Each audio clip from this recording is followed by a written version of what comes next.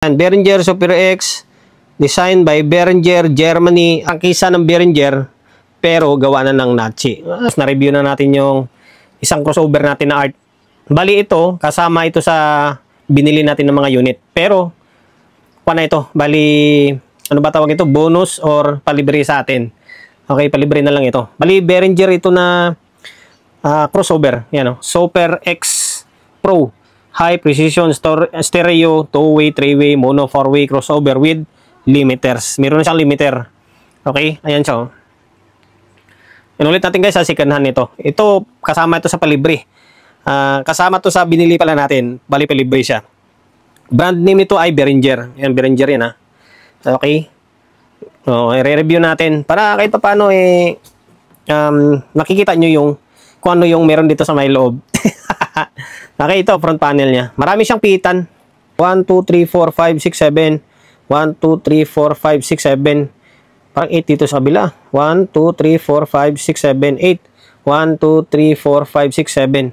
Pitulo sa kabila. Ito pala yung multiband limiter. Ito pala yung limiter niya.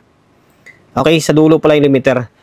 Ayan, tapos, ito yung, ulitin natin from the top. Ito, input. Tapos, ito yung control ng low. Ito, low, low, low. Yan. Tapos, ito yung low, mid. Yan. Low, mid, high, mid, high. Ito, tapos, ito yung delay ng low. Tapos, ito yung low output naman ulit. Ito yung low output. Ito naman, sa may frequency ito. Low, mid, high, pwede mo siyang i-adjust. Frequency ito. Ito yung control ng low. Tapos, ito ay low, mid. Low, mid, or mid. Ito. Tapos, ito yung high niya. Okay. Ito natin, input, frequency, tapos frequency ng low mid ito, frequency ito ng mid-high, tapos delay, low output, mid-output, and then high output. Okay. Tapos meron siyang switch ng sa may 2-way, 3-way na to. Tapos channel 2, input. Ito yung signal ng input. Tapos same na din dito. Frequency ng low mid, tapos frequency ng mid-high, tapos delay ulit, tapos low, tapos mid, and then high ulit. Okay, tapos ito yung control ng limiter niya. Ayan. Okay, Behringer. Tapos ito yung switch niya. Ngayon, dako tayo dito sa may likod niya or sa may back panel. Ayan, sa may back panel niya, naka 220 ito guys ha. 200 to 220 siya. Ayan, focus natin. Ayan. Tapos, ito yung mga input and then output niya. High, mid, tapos low. Okay. Tapos ito yung pinaka-input niya. Same lang din sa may channel 2. Input, low, mid, high. Okay, tapos ito sa may X1 and then X10 niya ito. Tapos, tingnan natin kung original. Napunit na yung patent nyo. Design. Tingnan natin kung ano manufacturer. Medyo naka-plus light tayo. O, ayan. Behringer Super X. Designed by Behringer, Germany. Assembled in USA.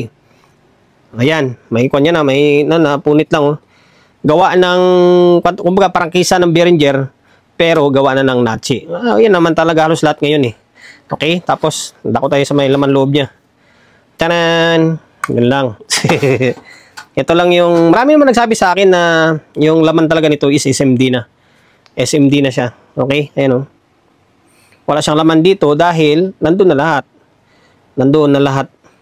Okay, tapos pati dito sa may back panel niya. Pero sulit. Ito yung SMD na makikita nyo yung hinang nyo. Pansinin yung hinang. Oh.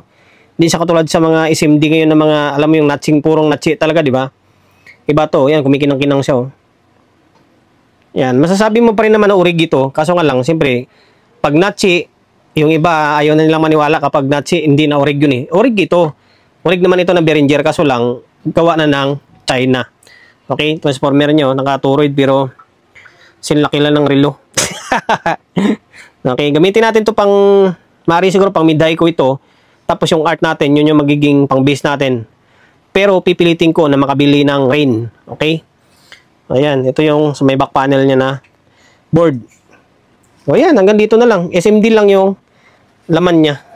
Hanggang dito na lang nagpakita ko lang sa inyo. And then may content tayo sa may YouTube natin. Okay?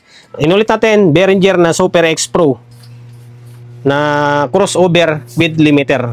Dahil umabot ko sa part ng video natin ito, kung hindi ka pa nakapag-subscribe dyan, paki-subscribe, pinutin mo yung bell button, tapos select mo yung all para updated ka kapag meron akong upload na video. Okay?